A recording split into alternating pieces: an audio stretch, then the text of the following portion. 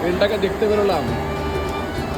ট্রেনটা সামনের দিক দিয়ে খালি শুনেছি নাকি ইঞ্জিন দেখা যায়। বিশাল ব্রড চওড়া, দারুণভাবে। আর শুনেছি নাকি এটা নাকি 360 ঘোরে।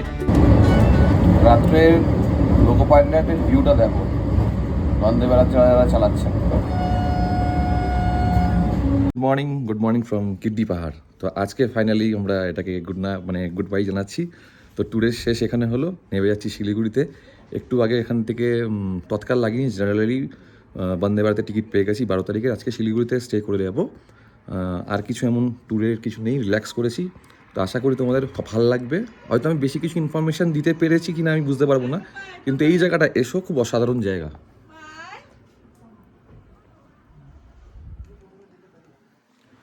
তো এটা আমার খুব ভালো লাগলো, ফ্যামিলির সাথে একটা ট্রিপ করলাম। এবার নানান বড় বড় ট্রিপ আসবে, নিজে করব। আর ফ্যামিলির সাথে এবার খালি সি বিচে যাবো, যতক্ষণ না সেগুলো বড় হচ্ছে। শরীরটা খারাপ হয়ে গেছে, মনও খারাপ হয়ে গেছে আমার দেখে। কিছু খাওয়া দাওয়া করছে না, গলায় ব্যথা, কিছু খেতেও পারছে না। তো এবার এখান থেকে আস্তে আস্তে বিদায় জানাই।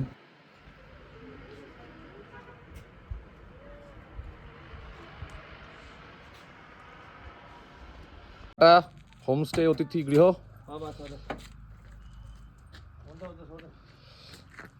গাড়িতে মাল লোড হয়ে গেছে। এটা আজকে আমাদের এখন এখান থেকে যাবো করশিয়াং।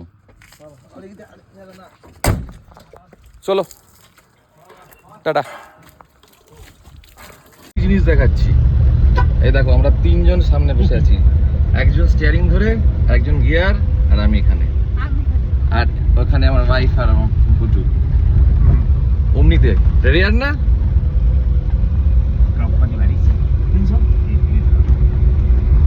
এই যে শিলিগুড়ি থেকে আসে এই জায়গাটায় কার্শিয়াং, নিচেই আছে আই লাভ কার্শিয়াং। এটাকে বলে রোহিণী রাস্তা।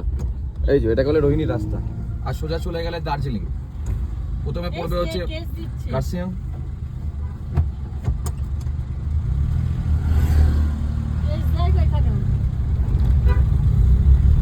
যাই হোক প্রথমে পড়বে কার্শিয়াং, তারপরে পড়বে সোনাডা, দার্জিলিং। দারুণ লাগছে কিন্তু সকালবেলা। রাশিয়ান টাওয়ার, এটা বিএসএনএল টাওয়ার সম্ভবত।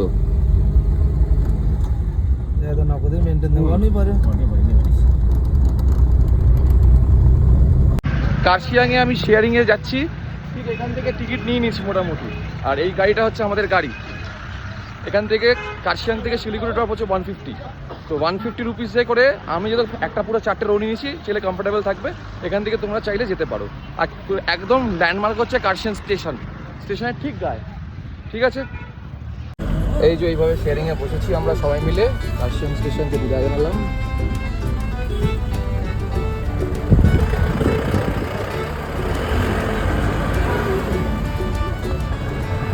রোহিণী হয়ে যাবো সম্ভবত।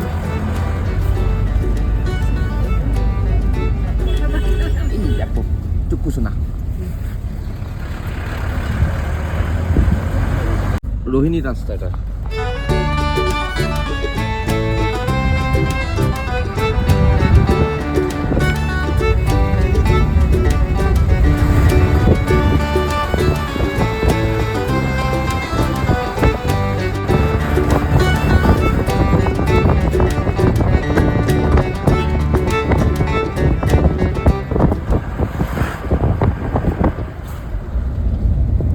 পৌঁছে গেছি। রাস্তায় ভিডিও করার চান্স পাইনি, তো একদম বিধান মার্কেটের সামনে হোটেল নীলাদ্রিতে উঠলাম। এটা আমার পরিচিত হোটেল আগে থেকেই। আর রুমটা দেখো, খুবই ভালো রুম। এই যে রুম, কিং সাইজ বেড, ছেলে অ্যাজ ইউজুয়াল দুষ্টু করছে। একটা মিরর আছে, একটা টেবিল দিয়েছে, জলের বোতল, গ্লাস, চিরুনি দিয়েছে, টুথপেস্ট আছে, একটাই চেয়ার দিয়েছে। টয়লেটটা দেখি, আমি নিজে চেক করি টয়লেটটা। ও WC আছে, ওয়েস্টার্ন টয়লেট আছে, স্যানিটাইজ করা, একটা বেসিন দিয়েছে, সাবান, শ্যাম্পু, গিজার, খুব পরিষ্কার। চলো, রেন্ট পড়েছে হচ্ছে 1300 টাকা। এটা সিজন হিসাবে রেন্টটা হয়, পুরো রেন্টটা সিজন হিসাবে হয়। কোনো সময় বেশি, কোনো সময় কম। আমি আগের দিন জিজ্ঞেস করেছিলাম, 1600 টাকা চেয়েছিল, আজকে হিসাবে 1300 গেলাম। ঠিক আছে, তাই দিয়ে দেওয়ার কথা বাড়ালাম না। চলো, রাত 10টা বাজতে চললো। এখন চির পরিচিত বেদুইনে এসছি। এখানকার বিরিয়ানি খাওয়ার জন্য। বরাবরই এখানকার বিরিয়ানি আমাদের 2007 সাল থেকে ফেভারেট। তো আমরা যখনই শিলিগুড়িতে আসি তখনই আমরা এই বিরিয়ানিটা খেয়েই যাব। তো মোটামুটি 2007, 8, 9, 10 যখনই এখানে আসি, যদি শিলিগুড়িতে থাকতে পারি তো বেদুবিনি বিরিয়ানি না খেয়ে যাই না। তো মোটামুটি রাত হয়ে গেছে এখন। তো মোটামুটি আমি একটা মাটন বিরিয়ানি নিয়ে নিয়েছি, আর নিয়ে নিয়েছি মাটন কোরমা। তো এখানে আমার পড়লো হচ্ছে অ্যারাউন্ড 390। আর দেখতেই পাচ্ছ জমজমাট ভিড়।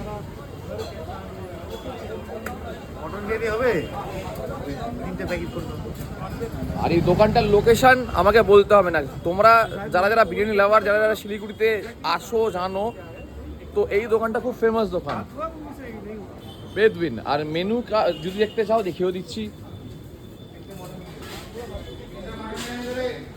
এটা হচ্ছে মেনু এখানকার।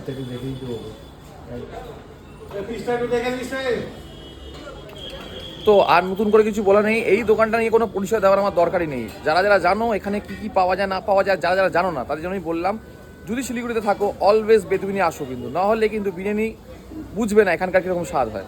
চলো ততক্ষণে যে গুড নাইট, টাটা। আর আমার মনে হয় আর রাত্রিবেলা কোনো ব্লগ করবো না, আমি খাবার দেখাবো না, আমি স্বাদ নিয়ে কিছু বলবো না। আমি যেখানে খেতে যাই কিংবা খাই তো সেখানকার আমি স্বাদ জেনে বুঝে খাই, আর যেখানে খুব নতুন থাকে সেখানে আমি ডিসক্রিপশন দিই, বাকিটা আমি দিতে চাই না। চলো tata, good night. Good morning from hotel Niladri Galaxy. তো আজকে আমাদের শেষ দিন, কলকাতা ফিরে যাব। তো চেক আউট করে দিয়েছি, এটাই হচ্ছে হোটেল নীলাদ্রি। খুবই ভালো রুম, খুবই ভালো রুম। মোটামুটি এখান থেকে যাবো একটু বিধান মার্কেটের দিকে, যদি কিছু কিনাকিনি থাকেও করে নেবে, একদম গায়ে লাগানো বিধান মার্কেট। যারা অনেকে জানে শিলিগুড়িতে হংকং মার্কেট, বিধান মার্কেট, অনেকেই জানে এখানে অনেক টাইপের জিনিস পাওয়া যায়, লাইক চকলেটস, সানগ্লাসেস, ওয়াচেস, কিছু ইলেকট্রনিক্স গ্যাজেট, সাথে কোনো জিন্সের প্যান্ট, জ্যাকেটস, অনেক কিছু এখানে পাওয়া যায়। এগুলো সস্তায় পাওয়া যায়, কিন্তু বার্গেন করে নিতে হয়। একটা বিশাল দাম বলবে, সেগুলো আপনাকে বার্গেন করে নিতে হবে। তো ওই বিধান মার্কেটের দিকে যাচ্ছি, যদি কিছু থাকে আমি ব্লগে দেখাবো, না থাকলে আমি দেখাবো না। যেখানে খেতে যাবো সেটা দেখাবো, আর ওখান থেকে বন্দে ভারতের যাত্রা। চলো, এনজেপি স্টেশনে পৌঁছে গেছি। 1 নম্বর প্ল্যাটফর্মে দিয়েছে বন্দে ভারত। আসছে মহারাজ টুকুর করতে করতে, আর সামনে আমাদের ব্যাগ যাচ্ছে। একজন কুলিকে নিয়েছি, কারণ আমার পক্ষে সম্ভব না তোগুলো ব্যাগ নেওয়া। দেখো ওই যে আমার ব্যাগ যাচ্ছে। অনুগ্রহ করে 22302 নিউ জলপাইগুড়ি হাওড়া বন্দে ভারত তার নির্ধারিত বন্দে ভারত খালি শুনেছি, কোনোদিন এক্সপিরিয়েন্স করিনি, দেখা যাক কেমন লাগে। কিন্তু তৎকালে টিকিট কেটেছি বলে C12-এ 47 আর 48 টিকিট পেয়েছি, যেটা হচ্ছে দুর্ভাগ্যের কারণ হচ্ছে দুটোই, প্রথমে তো উইন্ডো সিট নেই, দুটোই কর্নারে কিন্তু দুপাশে, মানে একসাথে কিন্তু সিট পাইনি, তার মধ্যে ছেলে আছে। এটা নিয়ে বিরাট টেনশনে আছি। খালি এই কি বলবো, একটু ম্যানেজ তো করতেই হবে, কাউকে বলি যদি কেউ আমাকে দয়া করে দেয়। দয়া করাটা খুব দরকার, প্রয়োজন আছে, দেখা যাক। খুব টেনশনে আছে এটা নিয়ে। বন্দে ভারতের দর্শন পেয়ে গেছি আমি। আমাদের হচ্ছে C12, পুরো সামনের দিকে, ফার্স্ট বগির পরের বগিটা।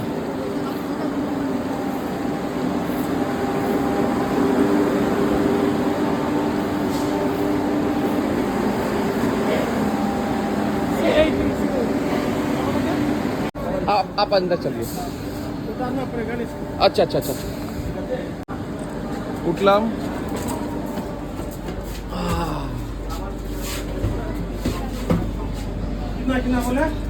47, 48।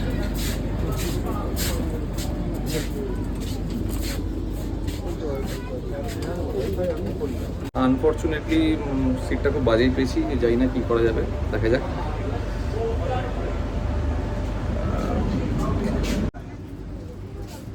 আনফর্চুনেটলি লাগেজগুলো রাখতে পেরেছি।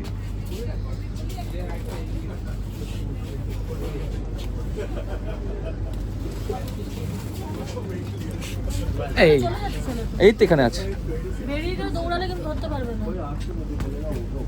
ট্রেনটাকে দেখতে বেরোলাম, ট্রেনটা সামনের দিক দিয়ে খালি শুনেছি নাকি ইঞ্জিন দেখা যায়। যাক, আমার সিট অ্যাডজাস্ট হয়ে গেছে। যে দুজন সিটে ছিল সে আমাকে সিট দিয়ে দিয়েছে মোটামুটি। একটা ভদ্রলোক ছিলেন, কিছু বলতে হয়নি, একবার বলতে বলছে ঠিক আছে বসুন। এবার থেকে আসলে বন্দে ভারতের ছেলের জন্য সিট নেব, দুজনের সিটে আসা যায় না। কোথায় আছি জানো? দেখো, যেখান থেকে বন্দে ভারত ট্রেনটা পুরো অপারেট হয়। আমি ভেতরে ঢুকছি না, পারমিশন তো নিয়ে ওই জন্য যেটুকু ঢুকতে পারি ওইটুকু ঢুকিয়ে দেখাতে পারছি।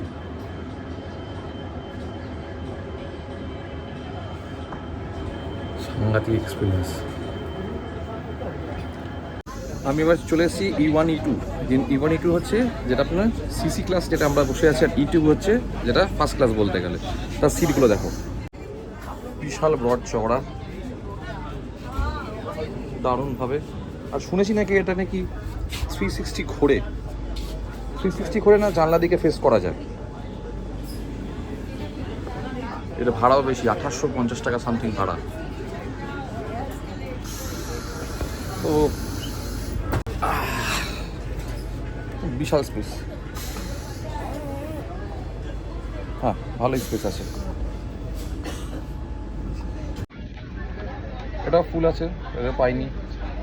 আর কিছু সময় বাকি আছে, মিনিট 15, এর মধ্যে যদি আসতে পারা তাহলে এসে আমি এখানে বসে থাকবো। টয়লেটটা কিন্তু ভালোই পরিষ্কার পরিচ্ছন্নই আছে আপাতত। কলকাতা থেকে ট্রেনটা এসছে, এরা কিন্তু মোটামুটি পরিষ্কার পরিচ্ছন্নই রেখেছে। WC-তে আমি ঢুকেছি, এটা যায়নি। দেখ ভালো, এবার দেখা যাক কত দ্রুত গতিতে কলকাতা ছোটে বন্দে ভারত। আমার মনে হলো বন্দে ভারত নামটা কেন দিয়েছে, মনে হলো এটা ইয়ার্কি মেরে বলছি, এটা কোনো সিরিয়াসলি কেউ নিও না। ওই টাইমের আগে যদি ট্রেনের না উঠতে পারো গেটটা বন্ধ হয়ে যাবে, তাই জন্য বন্দে ভারত দেওয়া হয়েছে। এটা আমার মনে হয়েছে, আমি ইয়ার্কি মারলাম জাস্টটা পিছে। চলো এবাই। ট্রেন কিন্তু ঠিক 3টে দিয়ে ছাড়লো, পুরো টাইমে।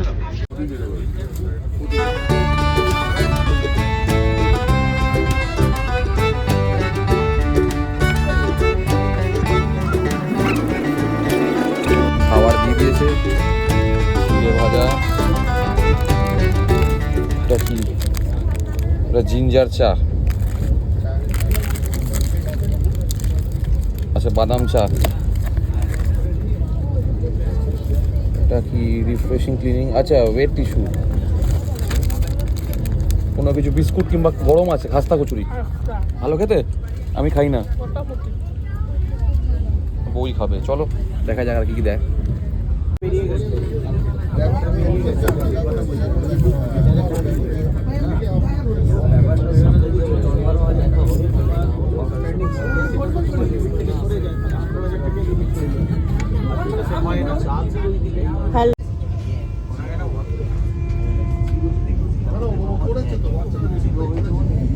দয়া করে ট্রেন থেকে নামার সময় আপনার সমস্ত জিনিসপত্র নিতে ভুলবেন না।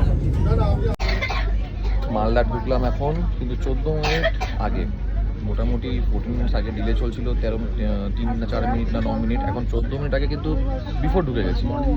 তো এখানে বোধহয় অনেকক্ষণ দাঁড়াবে, দেখাচ্ছি।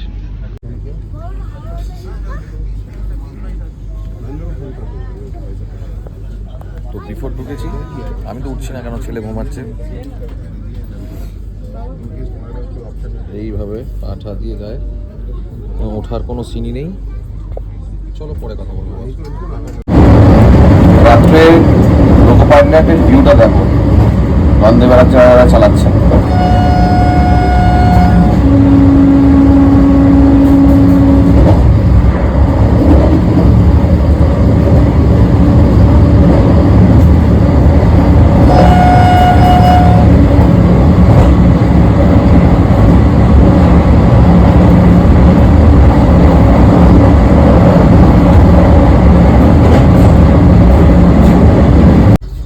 রেলওয়ে খাবার দিয়েছে, রুটি, জিরা রাইস, ফুলকপি আলুর তরকারি, ডাল, মিষ্টি দই, পিকেল আর চিকেন।